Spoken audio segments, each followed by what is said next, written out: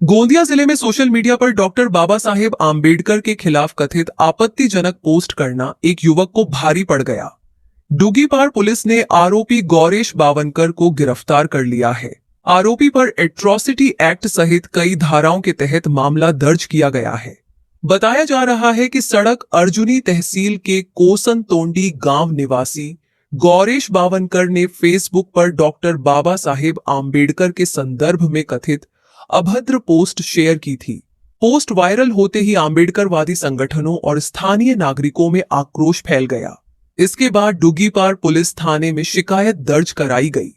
शिकायत मिलते ही पुलिस ने मामले की गंभीरता को देखते हुए तत्काल जांच शुरू की और सोशल मीडिया पोस्ट की पुष्टि होने के बाद आरोपी को गिरफ्तार कर लिया। पुलिस के अनुसार आरोपी के खिलाफ एट्रॉसिटी एक्ट समेत विभिन्न धाराओं के तहत अपराध दर्ज किया गया है और मामले की आगे जांच जारी है। घटना के विरोध में समाज की ओर से पत्रकार परिषद का आयोजन भी किया गया। इस दौरान भविष्य में इस तरह की घटनाएं दोबारा न हो, इसकी मांग की गई। वहीं पुलिस प्रशासन ने लोगों से सोशल मीडिया का जिम्मेदारी से इस्तेमाल करने और किसी भी प्रकार की आपत्तिजनक या भड़काऊ सामग्री साझा न करने की अपील की है। दिनांक 8 रोजी डुगीपार पोलीस स्टेशन येथे डॉक्टर बाबासाहेब आंबेडकर यांच्या विरुद्ध आक्षेपार्ह पोस्ट शेअर केल्याने पोलीस स्टेशनला गुन्हा नोंद करण्यात आला।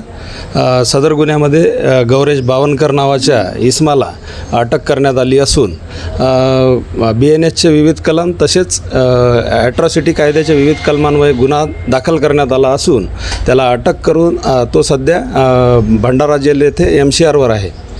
काय नावाने त्यांनी आयडी तयार केली, त्यांनी काय मजकूर टाकलेला होता? दिनेश ब्राह्मणकर नावाने आयडी तयार केलेली होती आणि त्यामध्ये बाबासाहेबांचा फोटो लावून आक्षेपार्ह विधानं त्याच्यावर होती। त्यावरून आपण गुन्हा दाखल केलेला आहे। यापूर्वी त्याचं कुठलंही रेकॉर्ड नाही आहे। त्या गुन्ह्याचा तपास माननीय उपविभागीय पोलीस अधिकारी पाटील साहेब करत आहेत आणि या गुन्ह्याचा सखोल तपास करून पूर्ण शेवटपर्यंत हा तपास केला जाईल। समाज बांधवांनी यात पत्रकार परिषद घेतली, आपण देखील त्या ठिकाणी उपस्थित होते। काय नेमकी मागणी आता केलेली आहे? त्यांनी जे निवेदन दिले आहे त्याची सुद्धा चौकशी केली जाईल। आज जे निवेदन दिले आहे त्या संदर्भात केली जाईल।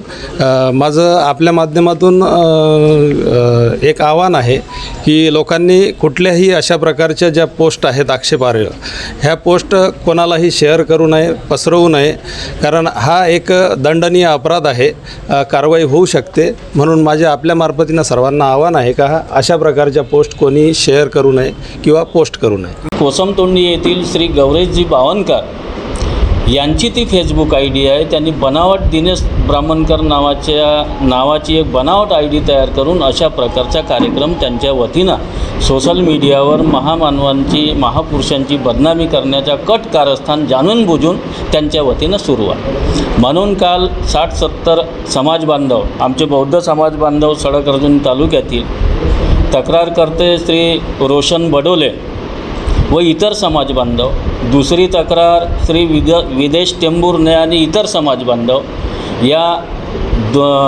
यांच्या मुख्य तक्रारकर्ते म्हणून आणि इतर आम्ही जे समाज बांधव म्हणून काल माननीय डुगीपार ठाणेदार यांना तक्रार दिली। त्या तक्रारीच्या अनुषंगाने विविध कलमे लावून डुगीपार ठाणेदार यांनी त्यांना कालच तात्काळ अटक करून भंडारा इथे त्यांची काल रवानगी केली।